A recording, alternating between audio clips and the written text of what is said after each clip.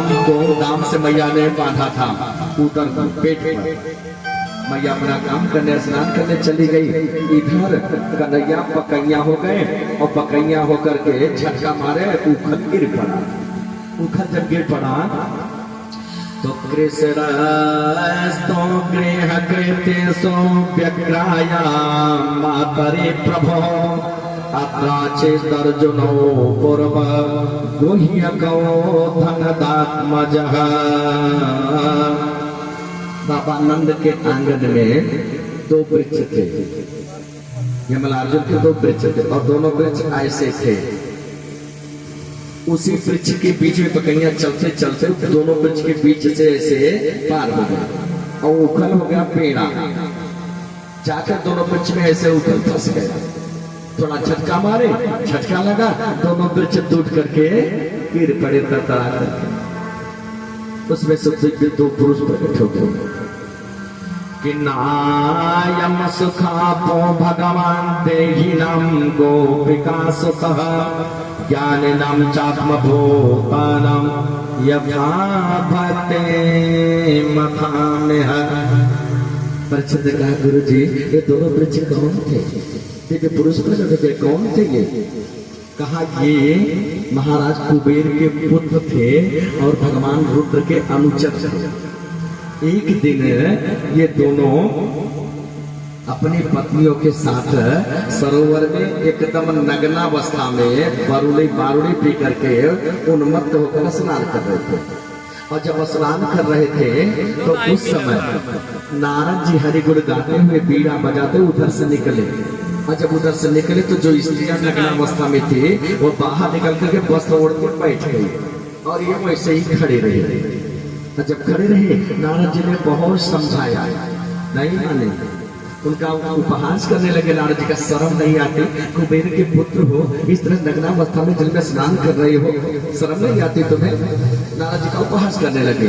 और जब उपहास करने लगे तो पूरा नारद सापेन पृच्छतां प्रापितो मदा नलभूपरमणि ग्रीवा विधिख्यातो श्रेयान्वितो। नारद जी को क्रोध आ गया। और जब क्रोध आ गया तो सुनो, तुम्हारी बुद्धि तो जड़ हो गई है, इसलिए हम तुम्हें साथ देते हैं, जाओ जड़ हो जाओ, वृक्ष हो जाओ। जब साथ दिया तो चरणों में गिर करके गिराने लगे, महाराज हमारा उद्धार कैसे होगा? कहा जब द्वापर के अंत में नारायण कृष्ण के रूप में पधारेंगे तब तुम्हारा उद्धार होगा उनके द्वारा। आज भगवान के द्वारा नलकूबर का उद्धार हुआ, मणिगिरि का उद्धार हुआ, अर्जुन के वृक्ष बने पड़े थे। भगवान ने कहा कुछ मांग लो, भगवान को प्रणाम किया। भगवान ने कहा कुछ मांगो, क्या चाहिए? दोनों ने हाथ जोड़ करके कहा प्रभु आपने आज मेरा उद्धार किया है। वर्षा धूप शीत इन सबको सहन करता रहा, सुख दुख का अनुभव करता रहा। जड़ में चेतना तो थी, सब कुछ महसूस तो करता था, बोल नहीं सकता था, चल फिर नहीं सकता था। मेरा उद्धार आपने कर दिया प्रभु, अभी मांगना शेष रहा। भगवान का फिर भी इच्छा हो मांगो। गजब का वरदान मांगा दोनों ने। कहा प्रभु यदि आप देना ही चाहते तो केवल एक ही वरदान दे दो ना, कि पाड़ी घोड़ा नो कथने, पाड़ी घोड़ा नो कथने श्रवणो कथाया हस्तो जगन्मसुमना स्तव पादयोर्न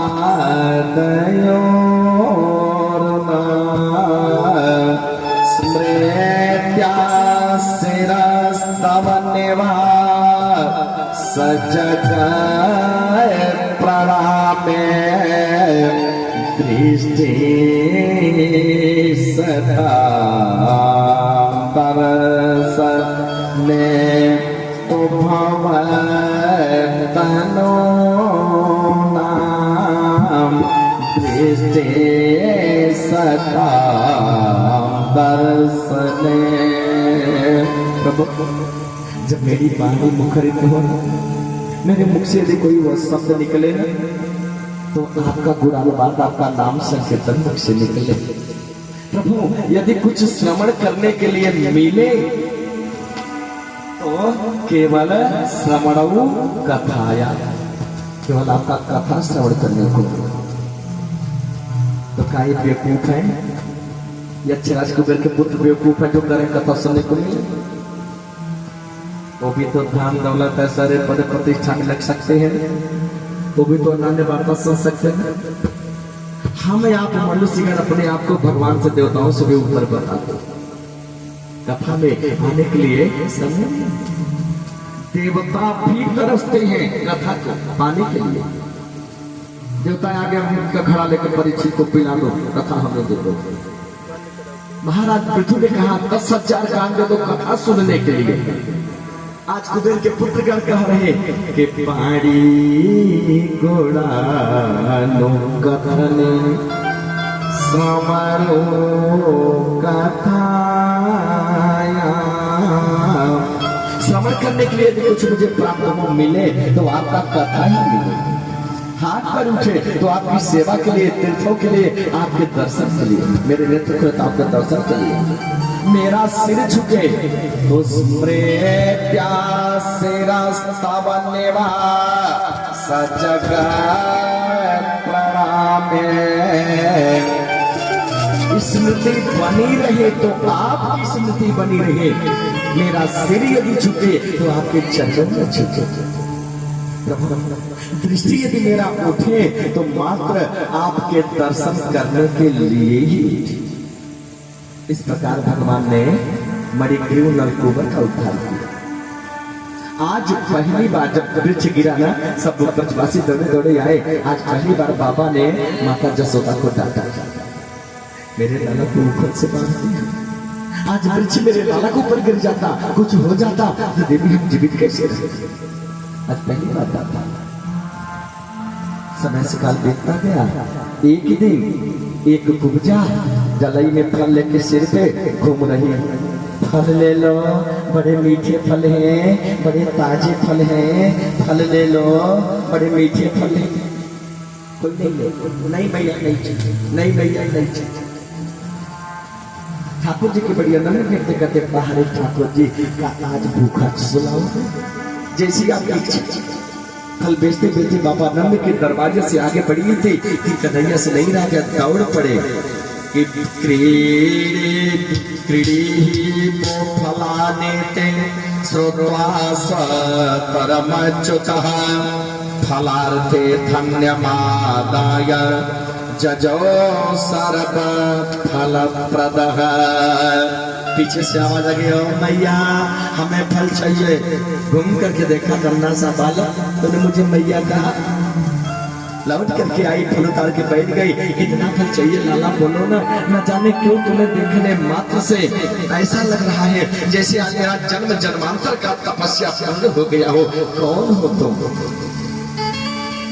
मुस्कुरा करके कन्हैया ने कहा, मैया फल कैसे दे रही हो? कहा बेटा कोई वस्तु घर में हो लाओ, उसके बदले फल हम देंगे। मैया तो नहीं है, स्नान के लिए गई है। तो बेलाला तुम हो, तुम ही लाओ। अब गए घर में, कुचिला में जौ था, हाथ लगाए अंजलि बांधे। अब नन्हा सा बालक अंजलि में कितना जौ आएगा? और लेके जब चले तो अंगुलियों के बीच से और यहाँ से बीच से जौ गिरता चला रहा। कुछ आधा अंजलि बचा। और जब देवढ़ी पर आए तो बाबा का देवढ़ी थोड़ा ऊंचा है। अब देवढ़ी पार कैसे करें? अंजलि में जौ नहीं है। अब जौ ना होता तो हाथ लगा के पार हो जाते। अब देवढ़ी पर लेट गए और लेकर सड़क करके देवढ़ी पार कर रहे। जी जा रहे सकदेव जी पार कर राजा, जो पूरे भव को पार कराने वाले हैं, जो पूरे संसार को पार कराने वाले हैं। आज बाबा नंद का देवढ़ी पार नहीं कर पा रहे। आगे बाकी जो था वहां गिर पड़ा। 2-4 दाना बचा आते आते। ये भैया ये जौ लो, फल दो इसके बदले। वो 4 दाना जौ ही लेके अपने डलिया में रखा, सारा का सारा फल कन्हैया को दे दिया। आज मेरा तपस्या पूर्ण हो गया। न जाने क्यों इतने में बड़ी संतुष्टि मुझे मिल रही है। डलिया को उठाई, अपने सिर पे रखा, भगवान का संकीर्तन करते हुए अपने घर को गई। और घर पहुंचते पहुंचते इतना वजन हो गया उसकी डलिया, इतनी वजन हो गया कि संभाल नहीं पाई। घर में पहुंचते पहुंचते गिर पड़ा धाम में। पूरा घर में हीरा मोती जवाहरात बिखर गया। कूद करके रो पड़ी, प्रभु हमने तो भक्ति मांगा था आपका, ये धन नहीं, हमें धन की आवश्यकता नहीं, हमें तो आपकी भक्ति की आवश्यकता है प्रभु। धन दे करके आप मुझे बचाना चाहते हो। हीरे मोती तन में दे भगति का राग दिखाए न्यारे।